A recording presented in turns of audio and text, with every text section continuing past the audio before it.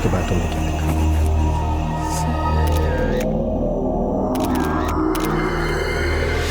दो लोग थे साहब, लगभग रात 10:30 बजे आए थे साहब।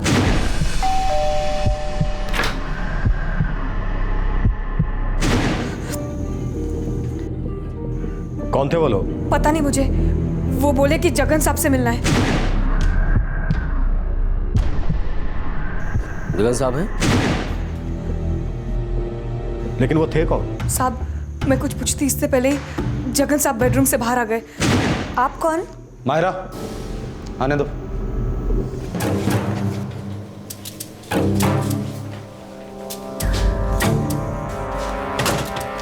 तुम जाकर सो जाओ।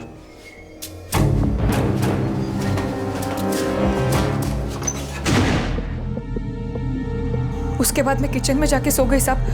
थोड़ी देर बाद मैंने चीखें सुनी, जगन साहब की चीखें। बचाओ! कोई बचाओ! कोई बचाओ मुझे!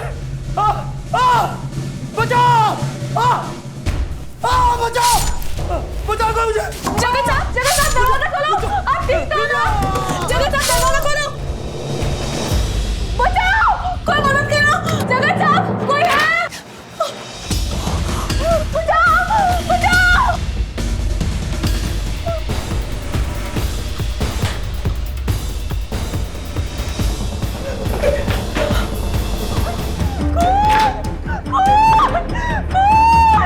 कोई मदद करो! कोई मदद!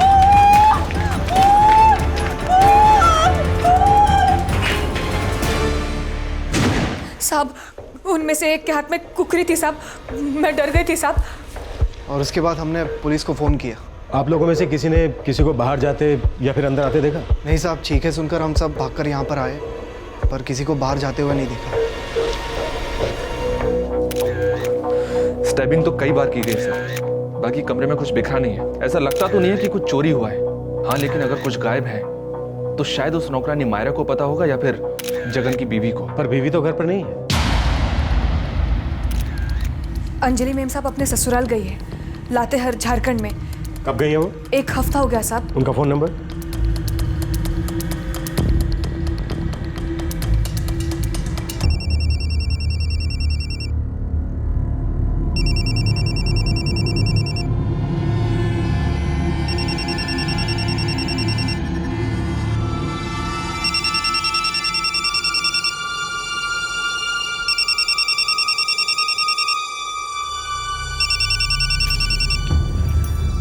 हेलो मायरा, क्या हुआ?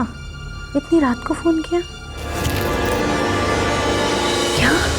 ऐसे निशान किसी साधारण चाकू या किचन नाइफ के नहीं। नौकरानी ने बताया जब वो लोग बाहर निकले तो उसने उनमें से किसी एक के हाथ में खुखरी देखी थी। मौत का वक्त था करीब 11 साढ़े 11 के बीच, रात का समय, और नौकरानी ने उनके हाथ में हथियार देखा।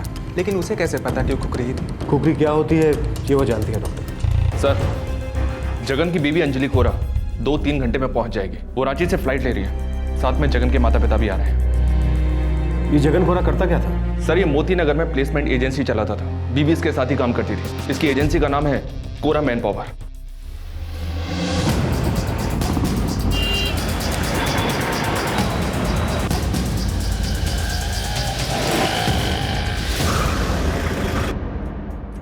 सर, रजिस्टर्ड एजेंसी है हमारी। तुम यहाँ की मैनेजर हो? हाँ साहब, अंजलि मैडम के नहीं होने पर सारा काम मैं ही संभालती हूँ। तुम लोग झारखंड से नौकर नौकरानियां बुलवाते हो और यहाँ पर काम पर रखवाते हो? हाँ साहब, पर हमारे रिकॉर्ड्स देख लीजिए, A to Z प्रॉपर मिलेंगे। आप चाहें तो चेक कर लो। मैंने कुछ पूछा नहीं और तुमने सफाई भी देनी शुरू कर दी। चेक तो होगा, सब कुछ चेक होगा। ये जगन कोरा एजेंसी का मालिक था? जी साहब, पर एक्चुअली में सारा काम मैडम ही संभालती हैं।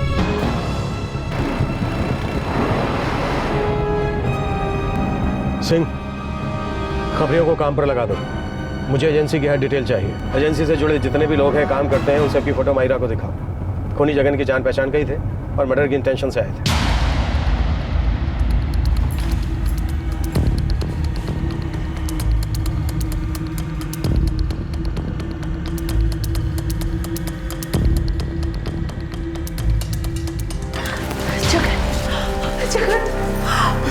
जगन! अरे क्या हो गया मेरे बेटे को? जगन!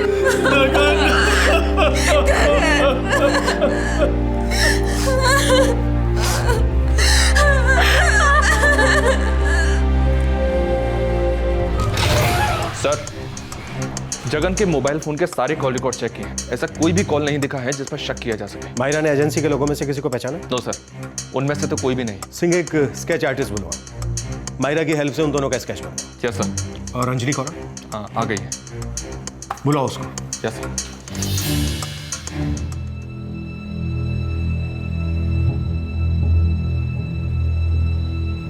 मैं 20 सितंबर को लातेहार गई थी। कोई खास काम था या ऐसे ही? हमारी एजेंसी की नौकरानी को छोड़ने गई थी। वो वहीं लातेहार के पास की ही रहने वाली थी। सोचा छोड़ने के बाद माँ बाबा से मिल लूँगी और सास ससुर के साथ 1-2 दिन रह लूँगी। एजेंसी का काम आप ही संभालती हैं? हाँ, सब काम मैं ही देखती हूँ। वो 2 लोग कौन थे, कुछ बता सकती हो, जो आपके पति से मिलने घर आए थे? कोई दोस्त या दुश्मन? नहीं, मुझे कुछ नहीं पता।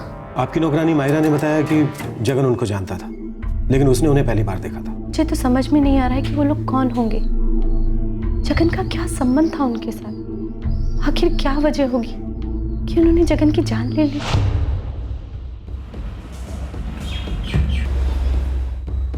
पूरा मैन पावर पिछले 4 साल से इसी इलाके में है सर। कोई लफड़ा, कोई उल्टा काम वाम होता है वहाँ? नहीं साहब, ट्रैफिकिंग का भी कोई चक्कर नहीं है। अगर कहीं कुछ होता तो पता चल जाता साहब। तो फिर चक्कर क्या है? 2 साल से उसकी बीवी एजेंसी संभाल रही है। उसका तो ध्यान ही नहीं है काम पे।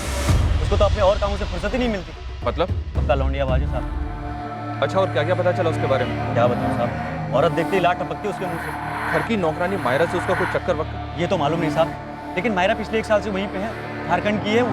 जगन और अंजलि झारखंड अपने गाँव से लोगों को दिल्ली में लाते हैं और नौकरी पर रखते हैं।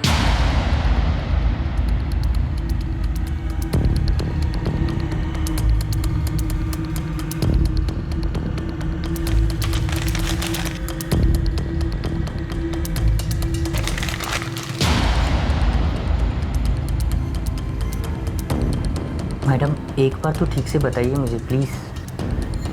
पहली बार देखा था और वो भी कुछ देर के लिए। जितना याद आया उतना बताया।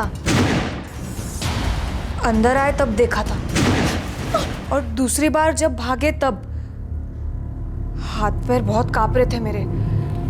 ठीक से देख भी नहीं पाई। मायरा, क्या तुम्हें वो लोग अपने झारखंड के लगते थे? नहीं मैडम जी, पक्के से नहीं बोल सकती। मैंने सिर्फ इतना सुना था। जगन साहब हैं? उसके बाद मैंने सांप की चीखें सुनी थी।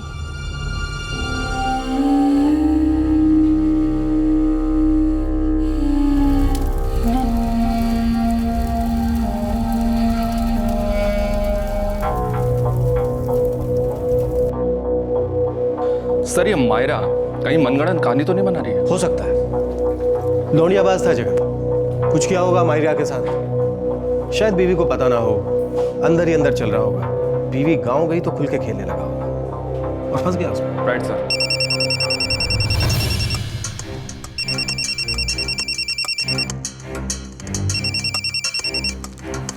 क्या हुआ?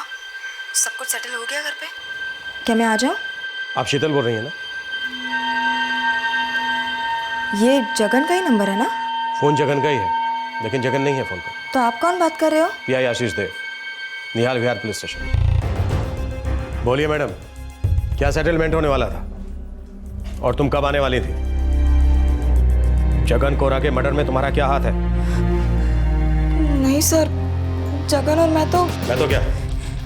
सर, हम दोनों जिंदगी की नई शुरुआत करने वाले थे। उसने कहा था दोनों साथ में रहेंगे। बस का टिकट भिजवाया था। ये देखिए, मैं 7 अक्टूबर को रोहतक से यहाँ आने वाली थी। जी, उसने कहा था कि इसी दौरान वो अपने बेबी के साथ सेटलमेंट कर लेगा और हम दोनों साथ रहेंगे। मैंने वही पता करवाने के लिए फ़ोन किया था कि मैं आऊँ कि नहीं। मुझे क्या पता था कि उसका खून हो चुका है। मतलब जगन अपनी बीवी को छोड़ने की सोच रहा था? जी हाँ।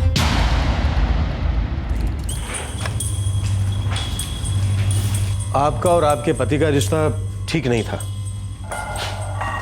ये बात सही है? हाँ साहब, पिछले 3 सालों में धीरे धीरे हमारे बीच सब कुछ बिगड़ने लगा था। आप लातेहार एजेंसी की किसी नौकरानी को लेकर गई नहीं, पति से झगड़ा हो गया था इसलिए चली गई।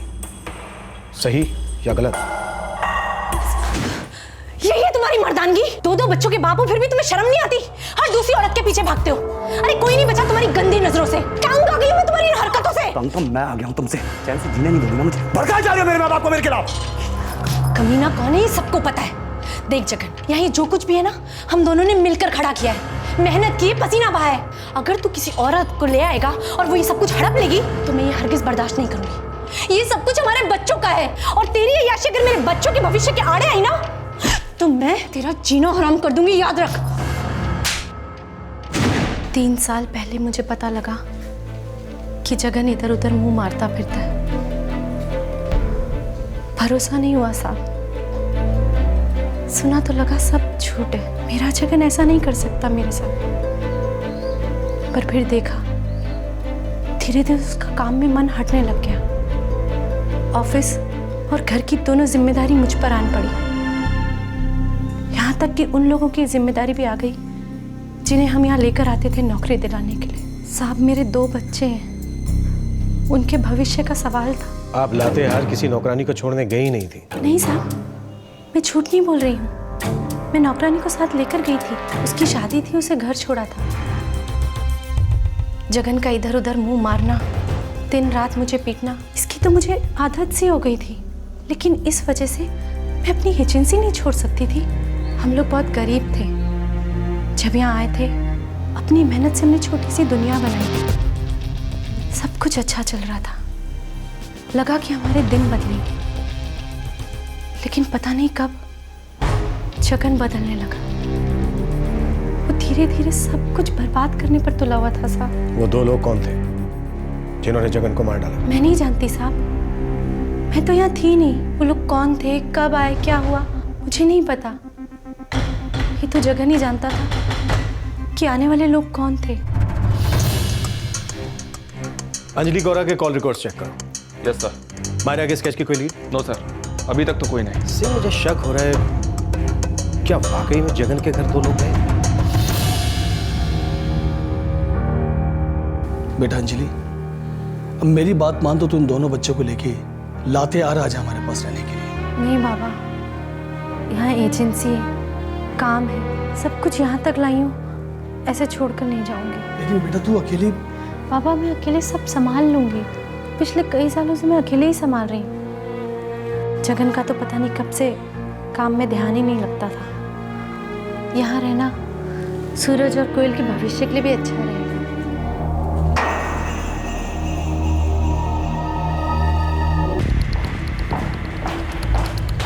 सर मैंने अंजलि कोरा के सारे कॉल रिकॉर्ड्स चेक किए हैं। वो मायरा को हर रात फोन करती थी, हर रात। यहाँ तक कि 1-2 बार तो उसने जगन से भी बात की थी। हाँ, लेकिन ऐसा कुछ नहीं मिला जिससे उस पर शक हो। मायरा अकेली आई विटनेस है और जगन था लौंडियाबाज। पॉसिबिलिटी बनती है सर, मायरा और जगन के बीच कुछ तो था। सिंह एक काम करो, उस पड़ोसी अमित को बुलाओ जो उस रात चीखे सुनने के बाद सबसे पहले जगन के घर पहुंचा। अमित, तुमने मायरा की चीखें सुनी और तुम दौड़े चले आए। जी सर। मायरा जगन की चीख सुनकर जागी थी। जगन पर कुकरी से वार किए गए थे। जाहिर सी बात है जगन जोर जोर से चीखा होगा।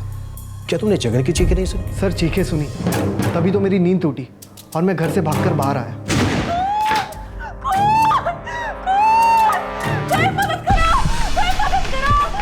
जगन के घर से चीखने की आवाज़ें आ रही थी। चीखें औरत की थी, मायरा की। मैं फौरन वहाँ भागा। आवाज़ें सुनकर और भी लोग जमा हो गए। तुम उस कॉलोनी में बरसों से रह रहे हो? जी सर। जगन औरतों के मामले में काफ़ी तेज था। तुम पड़ोसी हो उसके, जानते थे कुछ इस बारे में? जी नहीं सर, मैं जगन को ज़्यादा करीब से नहीं जानता। इतना पता था कि मियाँ बीवी के बीच में ज़्यादा बनती नहीं थी, उनके रोज़ झगड़े होते रहते। मायरा वो नौकरानी, उसका कुछ लफड़ा था जगन के साथ? नहीं सर, मुझे इसके बारे में कुछ नहीं मालूम। अब पड़ोसी के घर में झाँक कर कौन देखेगा साहब। उस रात मैं चौंक कर जागा, घर से बाहर गया और देखा कि जगन मरा पड़ा है। इसलिए मैंने पुलिस को बुलाया। सर, घर की 4 दीवारी के भीतर क्या हो रहा था, किसका किसके साथ क्या रिश्ता है, ये सब हमको कैसे पता होगा साहब? ठीक है, तुम जा सकते हो। ज़रूरत पड़ी तो तुम्हें फिर से बुलाएंगे। ये मायरा या तो झूठ बोल रही है या हमसे कुछ छिपा रही है। साहब मैंने कुछ नहीं किया साहब, मैंने कुछ नहीं किया। मैंने सच में कुछ नहीं किया। क्या? देख मायरा, सच बोल दे। सचमुच में 2 लोग थे या फिर तो कोई कहानी सुना रही है? भगवान कसम साहब, 2 लोग आए थे। मैं काहे झूठ बोलूंगी साहब। और कोई क्यों मारेगा जगन को? तू ही बोल, कोई दुश्मनी होगी तभी तो। किससे थी जगन की दुश्मनी? कौन था दुश्मन? उसकी बीवी? सच है ना? बोल। साहब, कुत्ते बिल्ली जैसा झगड़ा तो रोज होता था उनके बीच। मैडम जी, जगन साहब की जान लेगी ऐसा नहीं हो सकता साहब। तेरा जगन के साथ कोई चक्कर था? साहब, मैं नौकरानी हूँ साहब, सिर्फ नौकरानी। ऐसा गंदा काम नहीं कर सकती साहब मैं। जगन की औरतों पे नजर रहती थी, बुरी नजर। समझ रही है ना तू? पता ही होगा, साल भर से वहां काम कर रही है। जगन ने कभी तुझे नजर उठा के नहीं देखा? कभी तुझ पे हाथ नहीं डाला? नहीं साहब, कभी नहीं। तो फिर क्यों मार डाला उसे? साहब, मैंने जगन साहब को नहीं मारा साहब। मायरा, तू पहले ही दिन से कहानी सुना रही थी कि 2 लोग आए, तूने दरवाजा खोला, उन्होंने कहा जगन से मिलना है। इससे पहले कि तू कुछ पूछती, जगन ने कहा इन्हें अंदर आने दो, और तू जाकर अंदर सो जा। झूठी कहानी है, 100% झूठी। तू मिली हुई थी उन दोनों से, तेरा हाथ है जगन के खून में। नहीं साहब, मुझे नहीं मालूम था वो कौन थे। मैंने पहले उनको कभी नहीं देखा था साहब। मैंने उनको अंदर आने दिया क्योंकि मुझे सब बोला गया था कि उनको अंदर आने दो, इसलिए।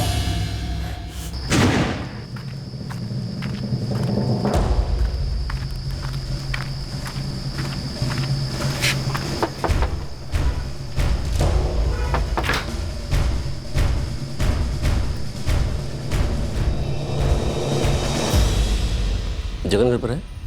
साहब अंदर है।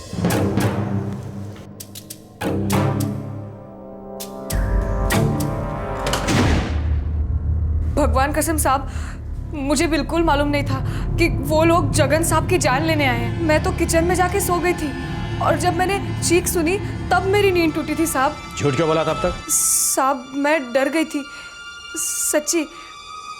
मुझे लगा था कि मैं फंस जाऊंगी। किसने बोला था उन्हें अंदर आने दो?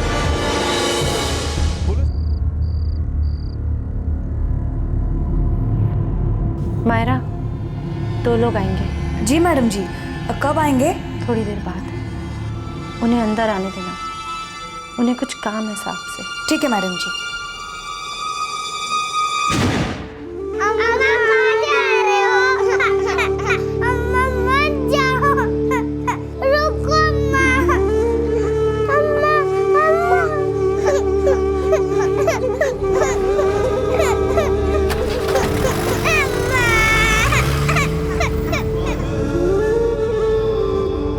चाहे कोई कितनी भी चालाकी से प्लान कर ले, लेकिन कोई भी क्राइम परफेक्ट क्राइम नहीं होता। जो मैंने किया वो परफेक्ट क्राइम नहीं था, लेकिन एक जुर्म ऐसा है जो बार बार होता है, हर जगह होता है, वो परफेक्ट क्राइम है। कितनी औरतों की जिंदगी के साथ हुआ है ये क्राइम, लेकिन उसका परफेक्ट इलाज मुझे आज तक नहीं मिला है। परफेक्ट रिश्ता था हमारा। 6 साल पहले मिले थे हम अपने गांव लातेहार में, और प्यार हो गया। सब लोग कहते थे एकदम परफेक्ट जोड़ी है। फिर हमने शादी कर ली, दिल्ली आ गए नई जिंदगी बनाने के लिए। 2 बच्चे हुए, सब कुछ अच्छा चल रहा था साहब, पर पता नहीं कब ये परफेक्ट रिश्ता धीरे धीरे कैसे सड़ने लगा। तुम चाहती तो इस रिश्ते से निकल सकती थी, अपने माँ बाप से बात करती, जगन के माँ बाप से कहती, ये भी तो एक रास्ता था। छोड़ देती ऐसे आदमी का साथ। छोड़ देती? सब कुछ छोड़ देती? इतना आगे बढ़ने के बाद? सब कुछ मैंने ही खड़ा किया था साहब। फिर मैं ही क्यों नए सिरे से शुरुआत करूं? क्यों हर बार औरत को ही नए सिरे से शुरुआत करनी पड़ती है? वो भी तो छोड़कर जा सकता था सब। जिस औरत के साथ उसने जीने मरने की कसम खाई थी, अगर वो उससे तंग आ गया था तो चला जाता सब कुछ छोड़ के। क्यों हर बार औरत की जिम्मेदारी होती है नए सिरे से शुरुआत करने की, अपने माँ बाप, उसके माँ बाप से बात करने की? ये तुम क्या कह रही हो बहू? जगन तो ऐसा नहीं था। वो मेरा बेटा है, वो ऐसा नहीं कर सकता। नहीं, मैं नहीं मानती। मैं जानती थी कि आपको मेरी बात सच नहीं लगेगी, इसलिए 2 साल से मैं चुप थी। लेकिन पिछले 2 सालों में जगन शराब पीने लगा है। हम दोनों ने मिलकर जो एजेंसी शुरू की थी, आज उसकी पूरी जिम्मेदारी मुझ पर है। मैं घर ऑफिस दोनों अकेले संभाल रही हूँ, और जिसके लिए मैं ये सब कुछ कर रही हूँ वो मुझे जान से मारने की धमकी देता है। भरोसा तो नहीं होता बहू, फिर भी तू सब्र रख, मैं जगन से बात करता हूँ। पर बेटा, तुम बसा बसाया घर कैसे छोड़ सकती है? बेटा, पति है वो तेरा। बाबा, मैं उसे छोड़ नहीं रही हूँ, ना ही मैं आपसे कुछ करने के लिए कह रही हूँ। मैं सिर्फ आपसे अपना गम बांट रही हूँ। जो कुछ भी मैं उस घर में सह रही हूँ, रोज हर रोज मुझे अपने बच्चों की फिक्र है बाबा। उनकी परवरिश मैं अकेले कर रही हूँ। घर काम दोनों मैं अकेले संभाल सकती हूँ, इसलिए मैं ये सब छोड़कर नहीं आऊंगी बाबा। लेकिन बाबा, मैं अंदर से बहुत कमजोर पड़ गई हूँ। एक फैसला नहीं ले पा रही हूँ। अब तक अपनी जिंदगी के सारे फैसले मैंने खुद ही लिए, अकेले लड़ी। लेकिन इस बार मुझे किसी के सहारे की जरूरत है बाबा, ताकि मैं कोई ठोस कदम उठा सकूं। बाबा, ये रिश्ता तो टूटने वाला है, आज या कल, बस ये नहीं पता। मैडम मीना घर जाना चाहती है, उसकी माँ की तबीयत खराब है। कोई बदली है उसकी जगह? लक्ष्मी है, अभी नई आई है। कमला जरा बाहर जाना, हम दोनों को अकेले में बात करनी है। क्या जरूरत थी मेरे माँ बाप से बात करने की? उनसे बात नहीं करती तो किससे करती? धंधे की बागडोर तुम्हें सौंपी है, इसका मतलब ये नहीं है कि धंधे की मालिक बन गई हो, मेरी जिंदगी की मालिक बन गई हो। औरत हो, औरत की तरह रहो, वरना इस धंधे से, इस घर से तुम्हें ऐसे बाहर निकाल दूंगा ना जैसे दूध में से मक्खी। सड़क पर भीख मांगने की नौबत आ जाएगी तुम्हारी। ये आज जो कुछ भी खड़ा है ना, इसमें आधी मेहनत और आधा हिस्सा मेरा है। गलतफहमी मत जीना तू, सब कुछ मेरा है ये। तुझे तो मैं ऐसे बाहर निकाल सकता हूँ, ऐसे 1/2 करके झारखंड भेज दूंगा, समझी? और हाँ, अगली बार मेरे माँ बाप से बात करने की कोशिश करी ना तो तेरा खेल खत्म, जान से मार दिया तुझे। खून पसीना मेरा और जो कुछ भी था वो सब उसका। मैं तो उसके साथ ही नहीं रहना चाहती थी, लेकिन अपनी मेहनत की कमाई कैसे उसे सौंप देती? मैंने अपने परिवार, अपने बच्चों के बेहतर भविष्य के लिए क्या कुछ नहीं किया। मैंने माँ और बाप दोनों का फर्ज अकेले अदा किया। लेकिन वो आदमी जो खुद को मर्द कहता था, उसने क्या किया? दिन रात सुबह शाम निकल जाता था चरने के लिए, बच्चों के साथ थोड़ा सा समय भी नहीं बिताता था, और ऊपर से मुझे मारने की धमकी देता रहता था। अरे सब्र करो ना थोड़ा, कुछ दिनों की बात है, फिर साथ ही रहेंगे। बस इस अंजलि का जरा पत्ता कटने दो। मानो मेरी बात, मैं मौका मिलते ही इसे अपनी जिंदगी से बाहर निकाल दूंगा।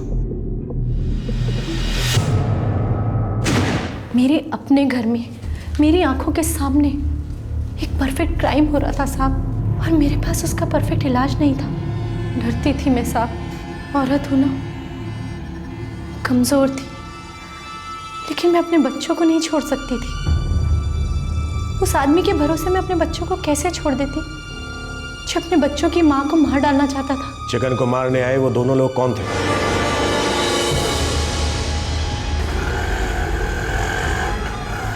अरे इतना टाइम हो गया, आपने बताया क्या नहीं? नहीं जानती थी कि क्या करूं। अरे हम तो कहते हैं कि एक बार जगन से बात करके देखनी चाहिए। आखिर दिल्ली में उसका धंधा जमाने में हम लोगों ने कितना मदद किया, तो हम लोग की बात नहीं सुनेगा? और नहीं तो क्या, ठीक है, मेहनत किया, बड़ा आदमी बन गया, हम लोग आज भी रिक्शा चलाते हैं, लेकिन अरे बचपन में साथ खेले हैं, कैसे नहीं सुनेगा हमारी बात? जगन के माँ बाप ने उसे बचपन से पाला है, अगर वो उनकी नहीं सुनता तो तुम लोगों की क्या सुनेगा? मैं खुद को, अपने बच्चों को और इस एजेंसी को बचाना चाहती हूँ, ताकि मैं ठीक से जी सकूँ, अपने बच्चों को अच्छी जिंदगी दे सकूँ। मैं जगन के हाथों नहीं मरना चाहती। मैं नहीं चाहती कि मेरे बच्चों की जिंदगी बर्बाद हो। आप हमसे क्या चाहती हैं? मैं जानती हूँ कि वो सिर्फ मुझे धमकी नहीं दे रहा है, वो मुझे सच में जान से मार देगा। मैं मदद चाहती हूँ, और मैं जानती हूँ कि जो मैं चाहती हूँ वो आसान नहीं है।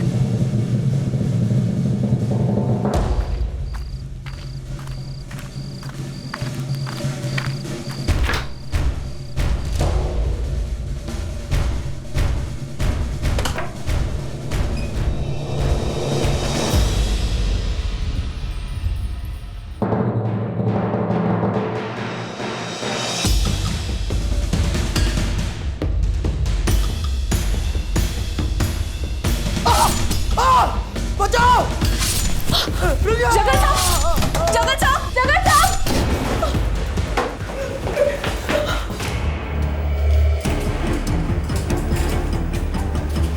मायरा को मेरे प्लान के बारे में नहीं पता था साहब।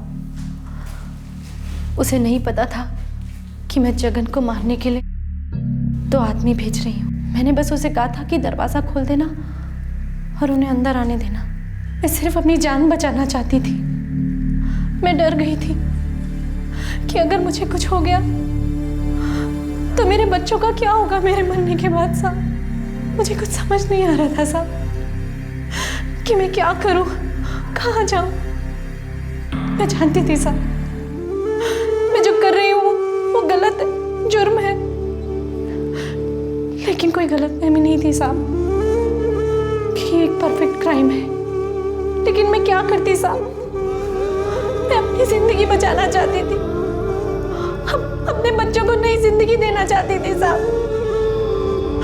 मुझे समझ ही नहीं आ रहा था कि कोई मेरी कैसे मदद करेगा। इसीलिए मैंने अपनी जिंदगी का फैसला खुद ही अपने हाथों में ले लिया साहब।